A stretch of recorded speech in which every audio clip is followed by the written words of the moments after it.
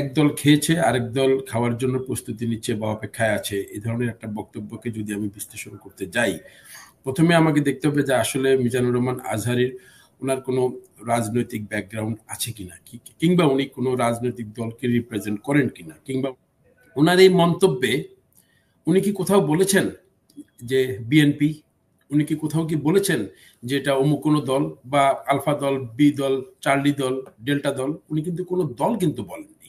BNP কেন ধরেই নিল যে এটা বিএনপি কে বলেছে?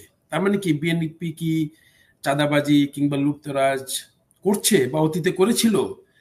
ঠাকুর ঘরে কেড়ে আমি কলা খাই না, সো আমি কলা খাই না এটা আগের থেকে বলেই বরঞ্চ আমার মনে হয় মন্তব্যটাকে বিএনপি তাদের নিজেদের ঘাড়ে নিয়ে নিল এবং বিএনপির উদ্দেশ্যে বলেছে, নিজেরাই বোধহয় নিজেদের উপরেই কিন্তু এই মন্তব্যের দোষটা নিয়ে আসলো। এটা আমি যদি মিজানুর রহমান আজহারীর বক্তব্য যে প্রশ্নটা করেছেন, প্রথমে আমি বলি মিজানুর রহমান আজহারী একজন আমাদের বাংলাদেশ কেন বর্তমানে উনি সারা বিশ্বের অনেক অনুপ্রাণিত একজন ব্যক্তি, যার বক্তব্য শোনার জন্য লক্ষ লক্ষ ধর্মপ্রাণ মানুষ অধীর আগ্রহে অপেক্ষা করেন। সো আমি যদি ওনার এই একদল খেয়েছে আরেক দল খাওয়ার জন্য প্রস্তুতি নিচ্ছে বা অপেক্ষায় আছে, এই ধরনের একটা বক্তব্যকে যদি আমি বিশ্লেষণ করতে যাই, প্রথমে আমাকে দেখতে হবে যে আসলে মিজানুর রহমান আজহারীর ওনার কোনো রাজনৈতিক ব্যাকগ্রাউন্ড আছে কিনা, কিংবা উনি কোনো রাজনৈতিক দলকে রিপ্রেজেন্ট করেন কিনা, কিংবা ওনার রাজনৈতিক কোনো মতাদর্শ সম্পর্কে ইতিমধ্যে কোনো স্পষ্ট কোনো ধারণা আছে কিনা। যদি আমরা না দেখি, যদি আমরা আলোচনা খাতিরে যদি দেখি যে না এরকম কোনো কিছু নাই, বিকজ এখন পর্যন্ত আমরা মিজানুর রহমান আজহারীর সত্যিকার অর্থে কোনো রাজনৈতিক দলের সাথে কোনো সম্পৃক্ততা কিংবা ওনার কোনো রাজনৈতিক দলের মতাদর্শে উনি আদর্শিত এই ধরনের কোনো সুস্পষ্ট বা কোনো ব্যাপারটা মানে খুব বেশি ক্লিয়ার না, কিংবা উনি কোনো রাজনৈতিক দল রিপ্রেজেন্ট করেন না, তাহলে আমি সেক্ষেত্রে বলতে পারি ওনার এই বক্তব্যটাকে আমি কয়েকটা ভাগে ভাগ করতে পারি। প্রথমত হতে পারে এটা ওনার একটা ব্যক্তিগত মতামত হতে পারে। তিনি একজন বাংলাদেশের নাগরিক, আমি একজন বাংলাদেশের নাগরিক, আমি কিন্তু সেভাবে কিন্তু আমি কিন্তু আমার একটা মত দিতে পারি, এটাকে আমি এভাবে দিতে পারি। দ্বিতীয়ত দিতে পারি উনি যেহেতু একজন মোটিভেটর, উনি একজন ধর্মীয় একজন স্পিকার, যার বক্তব্য এবং বহুল সমাদৃত, লক্ষ লক্ষ মানুষ ওনার বক্তব্য শোনার জন্য অধীর আগ্রহে থাকেন, অপেক্ষা করেন বা গুরুত্ব দেন, সেখানে উনি ওনার একটা ব্যক্তিগত মতামতটা উনি দিতে পারেন। যেহেতু উনি, আমি পূর্বে বলেছি, ওনার কিন্তু এখন পর্যন্ত কিন্তু রাজনৈতিক কোনো মতাদর্শ কিংবা রাজনৈতিক কোনো পরিচয় কিন্তু খুব স্পষ্ট না। এখন এই দ্বিতীয় প্রশ্ন যদি আমি করি, ওনার এই মন্তব্যে উনি কি কোথাও বলেছেন যে বিএনপি, উনি কি কোথাও কি বলেছেন যে এটা অমুক কোনো দল বা আলফা দল, বি দল, চার্লি দল, ডেল্টা দল? উনি কিন্তু কোনো দল কিন্তু বলেননি, উনি কিন্তু জাস্ট বলেছেন। তো স্বভাবতই ব্যাপারটাকে আমি যদি এখন একটা আমাদের প্রবচনের মতো ধরি যে ঠাকুর ঘরে কেড়ে আমি কলা খাই না, হ্যাঁ, এখন উনি বললেন, হ্যাঁ, কেন বললেন, কি জন্য বললেন, কোন প্রেক্ষাপটে, সেটা না হয় আমরা বিবেচনা, আমি যদি খুব সরল মনে যদি আমি বক্তব্যটাকে বিশ্লেষণ করি, তাহলে বিএনপি কেন ধরেই নিল যে এটা বিএনপি কে বলেছে? তার মানে কি বিএনপি কি চাঁদাবাজি কিংবা লুপ্তরাজ করছে বা অতীতে করেছিল, এখন ভবিষ্যতে করার জন্য প্ল্যান করছে, বা তাদের বর্তমান কর্মকাণ্ড কি সেরকম কিছু ইঙ্গিত করে? এরকম কিছু তাই যদি না হয়, তাহলে হঠাৎ করে তারা ব্যাপারটাকে বিএনপিকে উদ্দেশ্য করে বলেছে, এটাকে ধরে নেওয়ার কি মানে হতে পারে? অর্থাৎ তাহলে প্রবাদের মতো হয় যে না আমি তো কলা খাই না।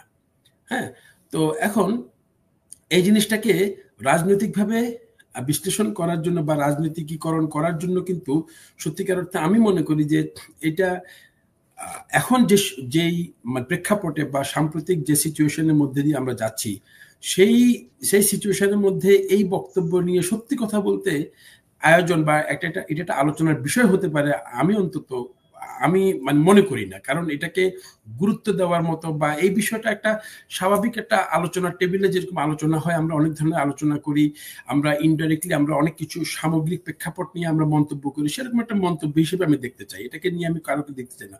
তবে হ্যাঁ, এর থেকে আজকে যদি বিএনপি যদি মনে করে তাদেরকে উদ্দেশ্য করে করেছে, তাহলে বিএনপির বরঞ্চ আমি মনে করবো যে তাদের আত্ম উপলব্ধি হওয়া উচিত যে কেন তাদেরকে বললো, কি কারণে বললো, সত্যি কি তাদেরকে এ ধরনের কোনো অতীত ইতিহাস আছে কিনা, কিংবা বর্তমানে তাদের কোনো কর্মকাণ্ড এ ধরনের কোনো কিছু ইঙ্গিত করে কিনা। আমি তো মনে করি যে মানে আত্মসংশোধন কিংবা নিজেদের সংশোধন করাটাই উত্তম, রাদার দেন কারোর একটা বক্তব্যকে সেটাকে রাজনীতির রূপ দিয়ে, হ্যাঁ, এটাকে মানে ভিন্ন খাতে বা ভিন্নভাবে একজনকে ভিক্টিমাইজ করার জন্য। এখন আমি যদি মনে করি যে এটাকে উনি রাজনীতিকরণই করলেন, আমি তর্কের খাতিরে ধরে নিলাম যে বিএনপি এস্টাবলিশ করতে পারলো যে এটা বিএনপিকে উদ্দেশ্য করে বলেছে। তারপরেও যদি এখন বক্তব্যটাকে আমি যদি চুলছেড়া বিশ্লেষণ করি, তাহলে কিন্তু বিএনপি কিন্তু সত্যিকার অর্থে কিন্তু এই বক্তব্য থেকে কিন্তু আসলে দায় এড়াতে পারবে না, বিকজ তাদের বর্তমান কর্মকাণ্ড কিন্তু অনেক প্রশ্নবিদ্ধ। তারা কিন্তু, আমরা যদি বিএনপির স্টেটমেন্ট মোতাবেকও যদি ধরি, তারা ইতিমধ্যে প্রায় 300 থেকে 400 নেতাকর্মীকে শোকজ করেছে, তারা বিভিন্ন ধরনের সতর্ক করেছে, বহিষ্কার করছে।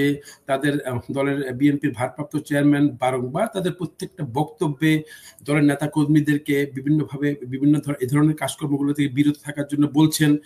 অর্থাৎ কিছুটা হলেও তাদের ভিতরে এই জিনিসটা আছে, বা এই জিনিসটা চর্চা আছে, যে জিনিসটা উল্লেখ করেছে, হ্যাঁ, সেই ধরনের অসঙ্গতি, এটা শুধুমাত্র চাঁদাবাদী বা কি না, এটা কিন্তু সামগ্রিক প্রেক্ষাপটে। এখানে কিন্তু এক পার্টি খেয়েছে আরেক পার্টি খাওয়ার জন্য বলতে ছোটখাটো চাঁদাবাজি না, কিন্তু সামগ্রিকভাবে দেশ পরিচালনার ক্ষেত্রে দুর্নীতি থেকে শুরু করে, হ্যাঁ, সবকিছু। আমরা কি বলতে পারি যে বিএনপির আমলে মানি লন্ডারিং হয় নাই, বিএনপির আমলে কোনো দুর্নীতি হয় নাই?